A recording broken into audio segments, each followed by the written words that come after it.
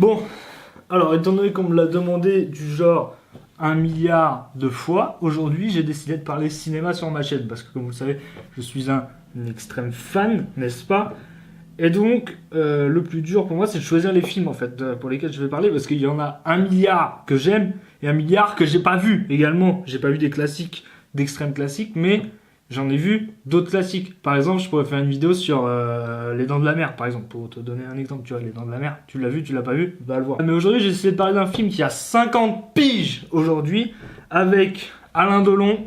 J'ai bien surnommé Le Samouraï de Jean-Pierre Melville.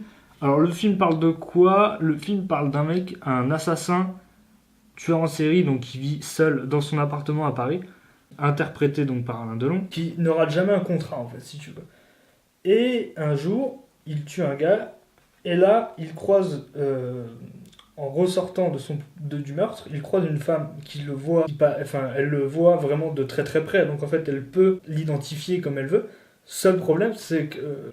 Et en fait, elle ne l'identifiera pas, c'est ça en fait, qui est assez fou. Et c'est là que le film démarre. Et d'ailleurs, le film commence, je crois, avec 7 minutes, 7 ou 8 minutes de sans dialogue. C'est-à-dire que le film, c'est juste, c'est juste du silence en fait pendant 7 ou 8 minutes. C'est ce qui rend déjà la scène d'introduction complètement folle.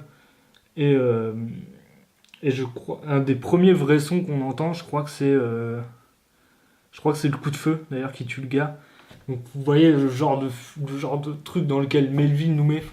Donc il a tourné ça de sorte à ce que le Paris des années 60 en fait soit représenté un peu à la manière de New York, parce que Melville c'est un grand fan du cinéma américain. Et donc des fois t'as la sensation en fait de voir New York dans les fenêtres, etc. Et ça c'est ce que Melville voulait.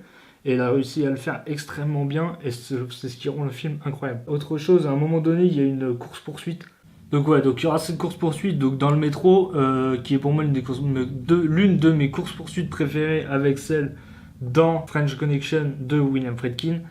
À savoir, donc c'est deux courses-poursuites qui incluent les deux le métro en fait. C'est ce qui les rend assez folles de deux façons différentes, avec... D'ailleurs, je crois... Non, Friedkin c'est largement plus tard, c'est 74 je crois, si je dis pas de bêtises. Friedkin... Non, parce que Friedkin 74 il est sur l'Exorciste, donc ça doit être un peu plus tôt. Bref. À savoir que ce film, il a aussi inspiré des mecs comme Tarantino par exemple. Alors, qui n'a pas inspiré Tarantino, tu me diras? Personne. Peut-être que là, d'ailleurs, pour l'anniversaire, il va repasser dans certains cinémas. C'est pas dégueulasse de le voir au ciné, moi c'est là-bas que je l'ai vu. J'ai eu une idée ce matin qui m'a traversé l'esprit comme ça, je me suis dit c'est marrant.